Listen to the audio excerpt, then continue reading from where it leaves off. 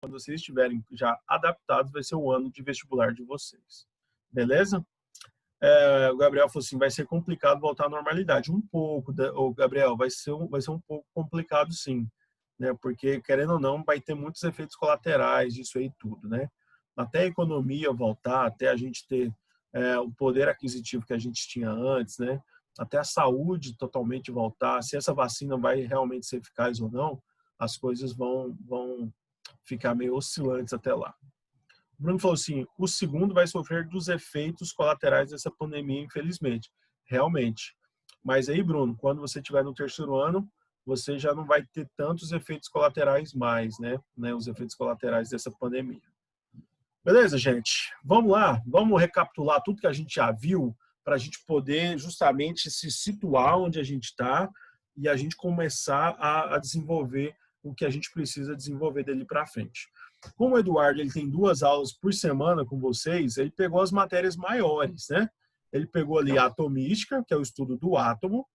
Ele pegou ali a ideia de ligações químicas com vocês. A química inorgânica, que é quando você vê ácidos, bases, sais e óxidos. E também ele viu a matéria, ele vai pegar a matéria de gases, né? Então, são uma matéria grande aí nesse sentido. Eu fiquei com algumas matérias menores. Primeiro foi a introdução à química, depois a gente falou sobre tabela periódica, e agora a gente está em relações de massa, que é aquelas conversões de unidades, de mol, de gramas, essas coisas mais que a gente vai trabalhar dentro das unidades de reações químicas, né? Onde a gente vai fazer um balanceio das equações, que a gente vai chamar isso de balanceamento químico, e depois a gente vai aprender uma coisinha chamada de estequiometria, tá bom?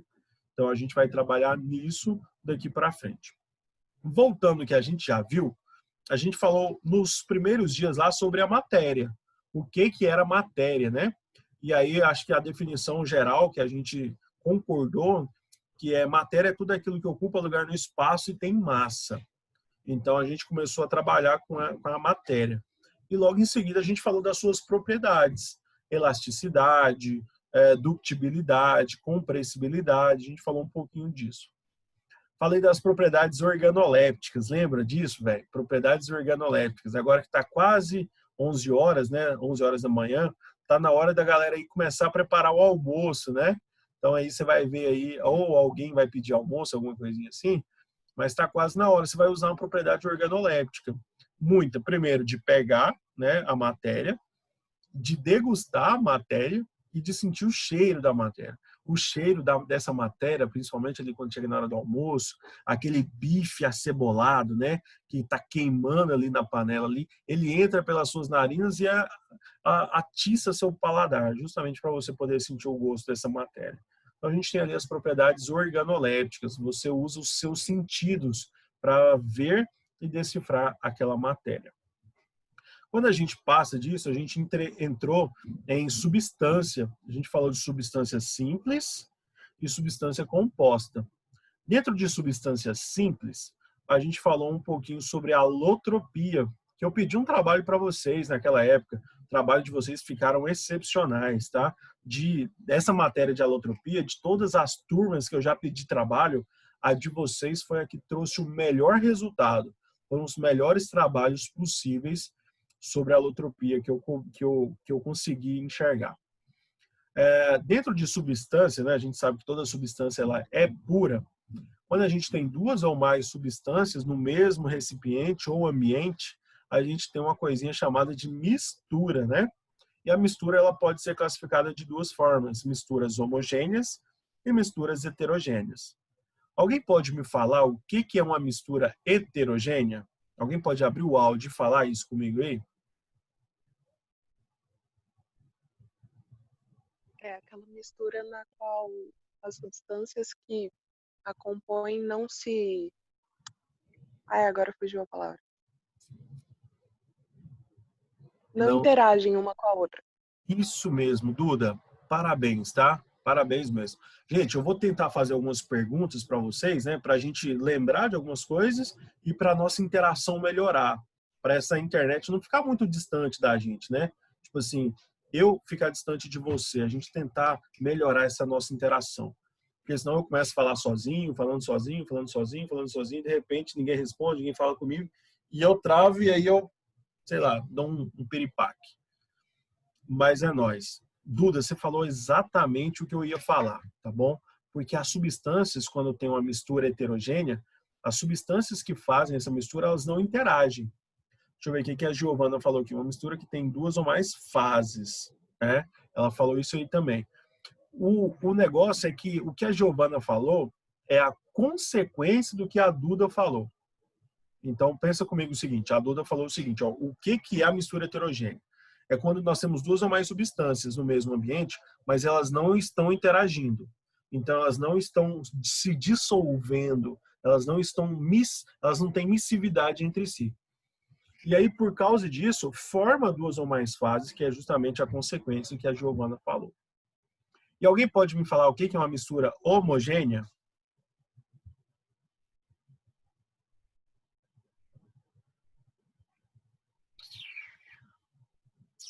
O que é uma mistura homogênea?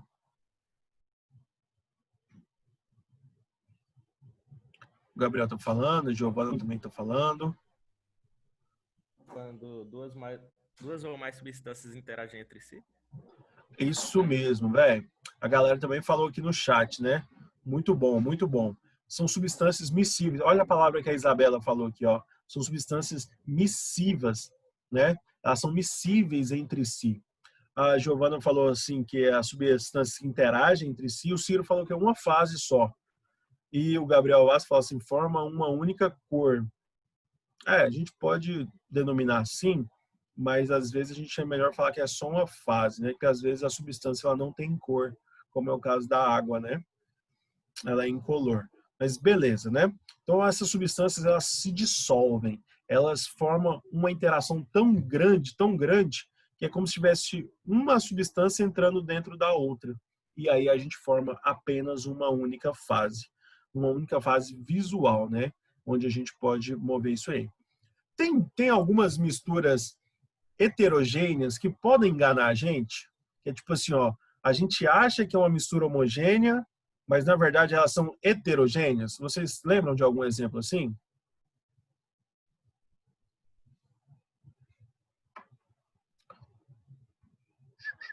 O Ciro falou que não lembra.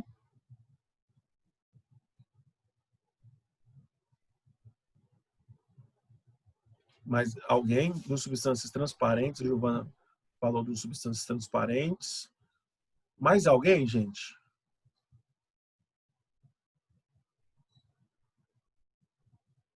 Olha só, deixa eu dar um exemplo para vocês. Vou dar 2 exemplos, para falar a verdade, né? Eu falei esses exemplos dentro da aula, daquela época. Quando a gente pega o leite e o sangue, né? A olho nu, parece que é uma mistura homogênea. Mas quando a gente vai olhar lá no microscópio, a gente está olhando no microscópio, a gente consegue ver uma diferença entre eles. A gente consegue ver uma diferença, a gente consegue ver que não há uma total miscividade. Então, deixa eu falar para vocês o seguinte. Vai ser sempre uma mistura homogênea quando você não conseguir ver nem a olho nu, nem no microscópio. Porque é tão pequenininha, mas tão pequenininha, mas tão pequenininha, essa solução, os átomos estão tão pequenininhos dentro dela, se dissolveram de uma forma tão boa e eficaz, que está em nível atômico. Com o nível atômico, a gente não consegue ver. Agora, quando nós temos uma mistura heterogênea, mesmo que não seja a olho nu, a gente consegue ver ela no microscópio, ela vai ser classificada como mistura heterogênea, tá bom? Porque não vai haver uma total e completa miscividade entre os componentes. Por exemplo, no sangue, por exemplo, no leite. No leite tem uma coisinha que chama gordura. E essa gordurinha, ela está lá dissolvida no leite. Tanto é que quando a gente compra aquele leite de saquinho, não estou falando de caixinha não, sabe? É o leite de saquinho. Você tem que ferver o leite antes. Ou então, não sei se alguém aí vai muito em fazenda. Tem alguém aí que vai muito em fazenda? Ou, tipo assim, vê lá, tipo assim, um leite tirado diretamente da vaca. Alguém aí? O Gabriel Vaz falou eu, o Victor Henrique também falou eu.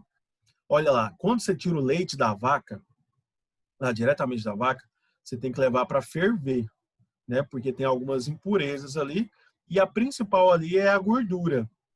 Porque quando você ferve o leite, ele forma uma nata, né? Aquela nata por cima do leite é justamente a gordura. Então ela está dissolvida ali que você não consegue ver a olho nu. Você só vê a nível microscópico. Mas quando você ferve, a densidade do óleo é menor do que a densidade da água. Então, a densidade do óleo é menor do que a densidade do restante do leite. Então o que vai acontecer? A gordura vai subir porque ela tem uma densidade menor. E o leite vai continuar embaixo. Aí o que acontece? Quando você ferve demais, ele supita, né?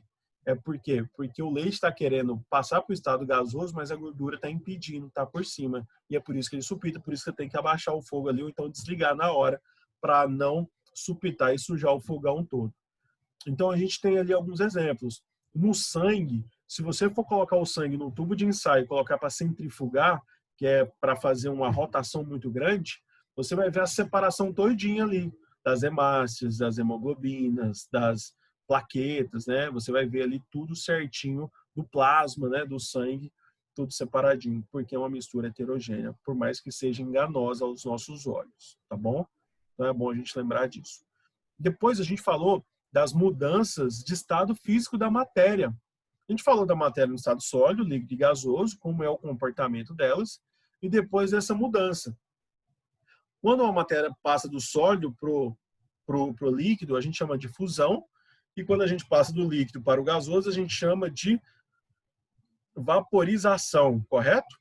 E a vaporização ela é formada de 3 formas, né? Ela é feita de 3 jeitos diferentes. Alguém sabe me falar quais são esses 3 jeitos diferentes?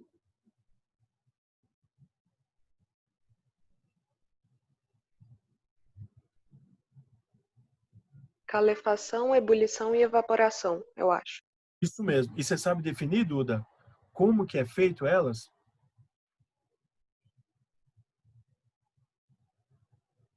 A evaporação é feita de modo lento e natural.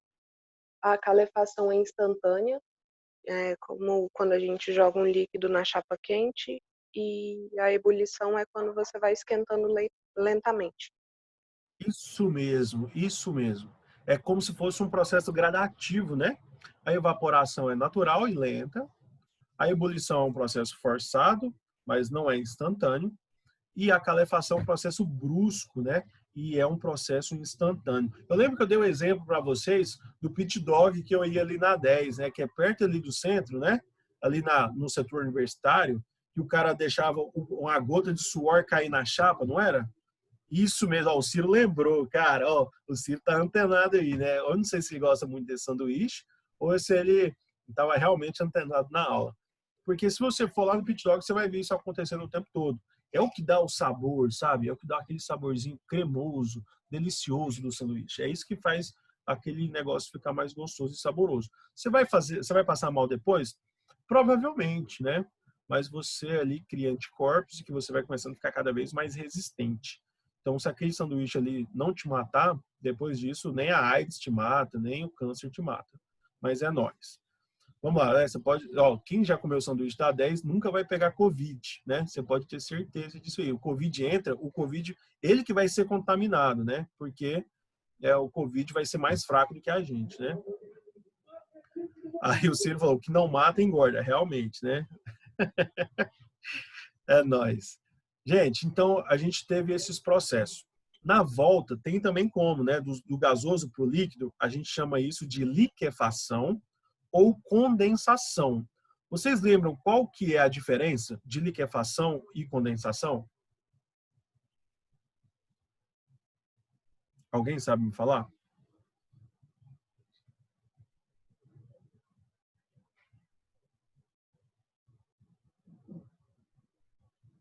Não? O Nereu falou aqui, ó, tem que colocar essas gotas de suor dentro da vacina do Covid, né? A Isabela falou que a salmonela já vem no molho verde, aquele molho verde é sensacional, velho, maravilhoso. É. A Giovana já apelou ali para um lado mais nojento, né? Não vou ficar lendo isso. Você falou, condensação, o gasoso vai para o líquido. Sim, a liquefação também. Eu quero saber qual que é a diferença de liquefação para condensação. ambos estão voltando para o estado líquido. Eu quero saber a diferença entre esses processos. Que a diferença é o processo.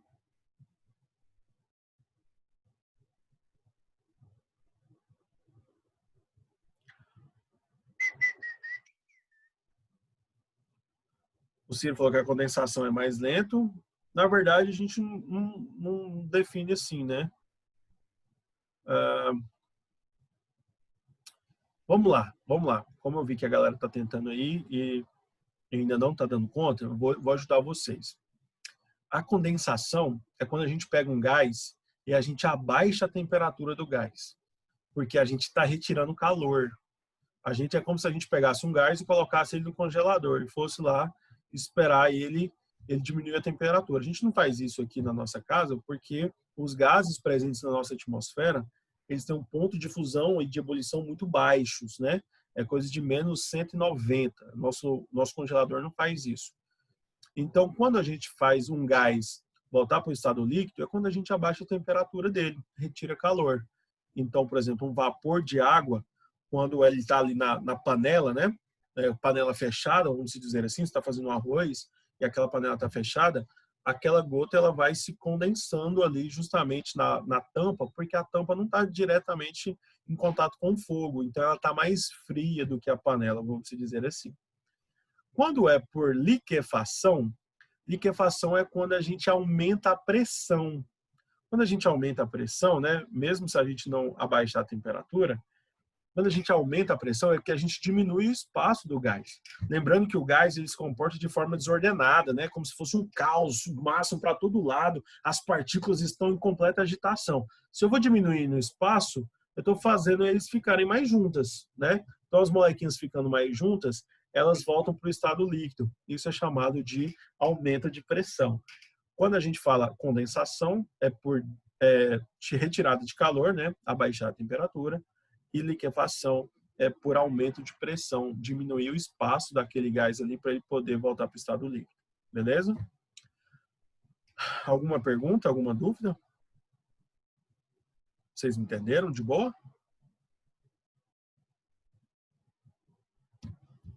Beleza. O Ciro falou entendível. Olha só que palavrinha boa que o Ciro está usando. Gente, esse menino é muito sapiens, né? Ele tem muita sapiência. Olha só. Quando a gente trabalha com o estado líquido para o estado sólido, a gente chama isso de solidificação, né? Então, isso é fácil. E dos processos diretos, é chamado de sublimação. Quando a gente vai lá para métodos de separação de misturas, nós temos vários métodos, né? E todos eles utilizando o estado físico da matéria. Tem um método eficaz para cada estado físico da matéria e como são essas partículas. Então, eu preciso entender o que está acontecendo ali, o que eu quero separar para usar uma ferramenta importante nos métodos de separação de misturas. E é bom vocês ficarem frisados nessas matérias, né? Igual como eu falei aqui para vocês sobre misturas. Eu falei, dei um foco maior sobre misturas, dei um foco maior sobre esses processos de estado físico. Por quê? Porque tudo isso a gente utiliza lá no método de separação de misturas. Para fazer um método de separação de misturas, eu preciso saber o que é uma mistura e preciso saber os estados físicos da matéria e as suas transições. Os métodos de separação de misturas é uma das matérias mais cobradas no Enem. Então, por exemplo, assim, agora no primeiro ano você já está vendo matéria que vai ser cobrada no final do seu terceiro ano, que vai ser lá no vestibular. Então, esse tipo de matéria que eu estou dando foco para você é que você tem que frisar mais e que você não pode esquecer de um ano para o outro. Por exemplo, no segundo ano, você não vai ver química geral, você vai ver química orgânica e fisicoquímica. E ali você vai acumular mais muitas matérias que são providenciais para você fazer um Enem. E no terceiro ano você vai fazer uma revisão de tudo. Se você já lembra de método de separação de misturas do primeiro ano para o terceiro ano, vai ser melhor. Por quê? Porque você vai estar melhor preparado e você vai estar apenas relembrando algumas coisinhas de o que vai cair no vestibular. Beleza? Pira só aqui comigo. Método de separação de misturas. Nós temos ali sólido-sólido, sólido-líquido, líquido-gasoso, sólido-sólido, sólido-líquido nas misturas heterogêneas. Lembrando que todo gás, ele só faz misturas homogêneas, tá? Gás não faz mistura heterogênea. E aí a gente estava lá com os processos de separação. Quando nós temos sólido-sólido ali, que a gente faz um processo de separação por catação, por peneiração, levigação, ventilação, sedimentação fracionada, dissolução fracionada, extração, né? Nós temos ali vários processos onde a gente está separando os componentes. E o que eu tenho que analisar no método de separação de misturas? A separação desses componentes, ela vai ser eficaz num processo que for rápido e eu conseguir fazer uma maior pureza. Não adianta, igual lembra quando estava falando sobre catação, você tem lá um mundaréu de areia para você tirar as pedrinhas dela. Você não vai fazer por isso, você vai utilizar uma ferramenta que a gente chama de peneira. Essa peneira ali, ela vai fazer uma peneiração, né, que também é chamada de tamização, para você poder fazer uma separação de misturas, que vai ser eficaz e vai ser rápido. Você não vai demorar a vida toda. Então, eu preciso analisar todos esses processos. Para fazer misturas heterogêneas se separarem, a gente chama isso de processos mecânicos, porque a gente utiliza uma ferramenta. Normalmente, a gente utiliza uma ferramenta e o processo e os componentes ainda continuam tendo os mesmos estados físicos. Se era sólido, continua sólido. Se era líquido, continua líquido. Quando a gente passa para as misturas homogêneas, a gente vai separar elas. Como é formada apenas uma única fase, como eles estão interagindo muito facilmente, eu tenho que passar um estado físico da matéria deles. Um dos dois vai ter que mudar o estado físico da matéria. Então, isso é chamado de processos físicos, né? A gente falou isso lá durante as aulas. São chamados de processos físicos. Então, por exemplo, eu vou fazer uma separação de água e açúcar. Então, eu tenho que fazer uma destilação, porque a água e o açúcar formam uma mistura homogênea. E aí eu vou ebulir a água justamente para poder ter apenas o açúcar, né? Ter apenas o nosso grão. Então, a gente pode fazer vários desses processos. Existe a fusão fracionada, existe a evaporação, uma destilação simples, a destilação fracionada, e nós temos a liquefação fracionada, que é justamente quando a gente trata ali de separar um gás de um gás. E quando eu falo fracionada, lembra que eu falei com vocês sobre uma parte do todo, né? Quando a gente fala fração, justamente a gente está falando de uma parte do todo. Logo em seguida, de método de separação de misturas, se eu não me engano, foi que começou a pandemia. A gente tinha encerrado o método de separação de misturas, aí começou a pandemia, a gente começou a ter aulas remotas. E aí eu estava trabalhando com vocês uma coisinha chamada de tabela periódica. Falei sobre Ivanovich Mendeleev, né, lá no final dos anos 1800, né? Final não, né? Na verdade era 1861, se eu não me engano, que ele, 6 de março de 1861, que ele fez a proposta da tabela periódica e foi aceita como a primeira tabela periódica, a primeira organização de elementos. E aí a gente teve um grande boom, né? Nós tivemos uma organização legal, ele antecipou as descobertas de alguns elementos. E aí, por volta de 1913 a 1919, o Henry Moseley, ele propôs uma nova tabela periódica, uma nova organização. E essa nova organização é a organização atual que a gente tem hoje. Aí eu fiz eu frisei com vocês algumas partes. Primeiro, saber o que é um metal. Metal. Eu vou sempre fazer essa piadinha, tá? Metal. E o que é um ametal. Tá bom? Eu falei sobre metal, ametal, semimetal e gás nobre, tá? O que você mais precisa saber é como funciona o que é um metal e o que é um ametal, tá bom? Você precisa saber como eles funcionam, porque você vai utilizar isso em ligações químicas, você vai utilizar isso em química inorgânica, que é de ácidos, bases, sais e óxidos. Você vai utilizar muito isso aí, que é o conceito de eletronegatividade e eletropositividade. E aí a gente foi lá em propriedades, né? A gente entendeu como é que é a separação da tabela periódica, o que é elementos cisurânicos, o que é elementos transurânicos, né? A gente falou um pouquinho disso. A Isabela falou assim, ó, a gente também tinha visto aqueles gráficos de ebulição. Vimos mesmo, Isabela, bem lembrado, gráficos de mistura, né? Mistura e substância.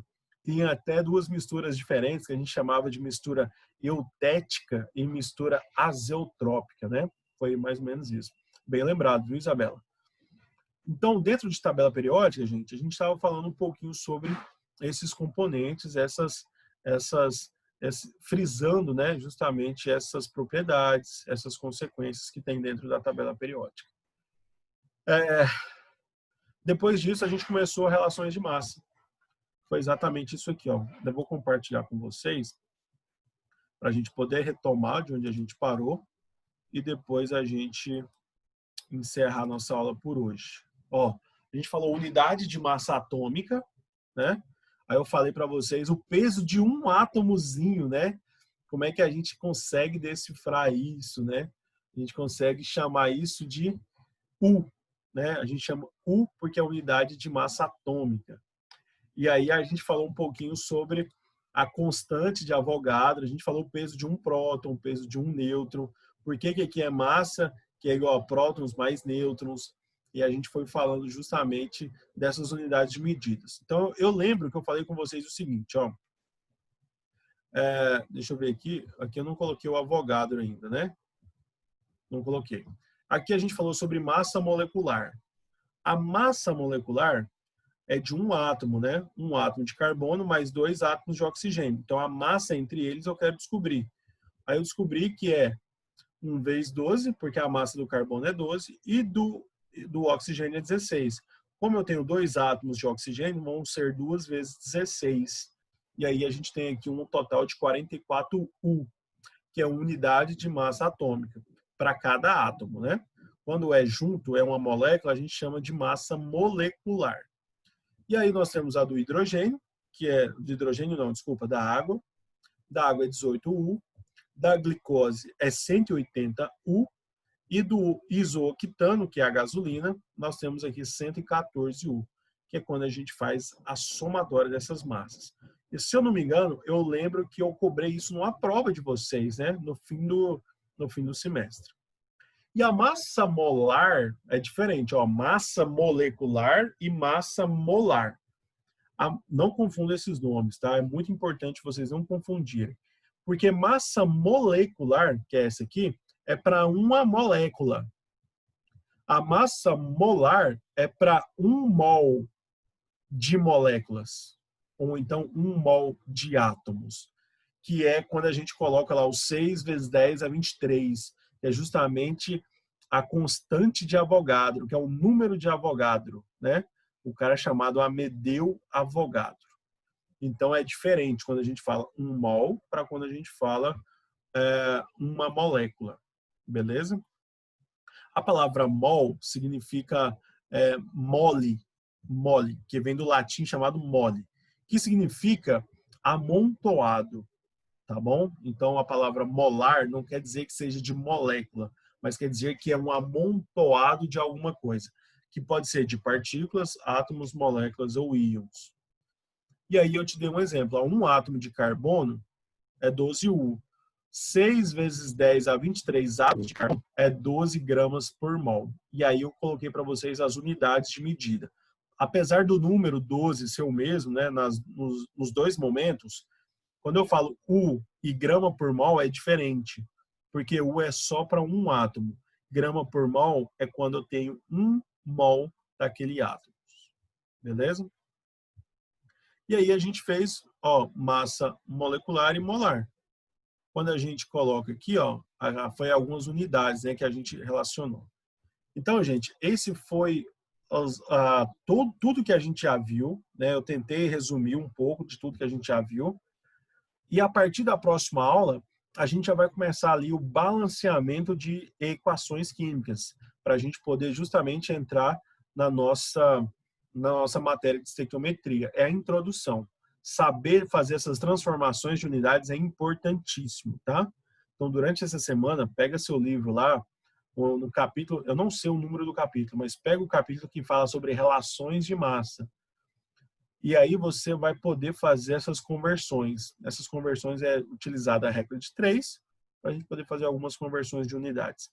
Consigam fazer isso, vocês vão se situar muito bem em estequiometria, que é a matéria que a gente vai entrar. Beleza, galera? Alguém quer falar mais alguma coisa? Não? Então, vou dar um recado, ó. Alguém aí joga Cartola, aquele joguinho de futebol, é um fantasy de futebol do Campeonato Brasileiro? Alguém joga Cartola? O Nereu falou eu, o Ciro tal, o Bruno falou jogava. Galera, se alguém for jogar esse ano, entra lá na nossa Liga do Cartola, chama Química Simples FC, tá bom? Entra lá na nossa Liga do Cartola que vai estar eu e o Arthur, né, o Sonequinha, jogando pra gente ver quem escala melhor, beleza? É nóis, velho. Tamo junto, aquele abraço, valeu, fiquem com Deus e bom almoço, né? A gente falou tanto de comida, né? Espero que vocês tenham um bom almoço aí na casa de vocês. E que Deus esteja com todo mundo. Um abraço, valeu, tchau, tchau.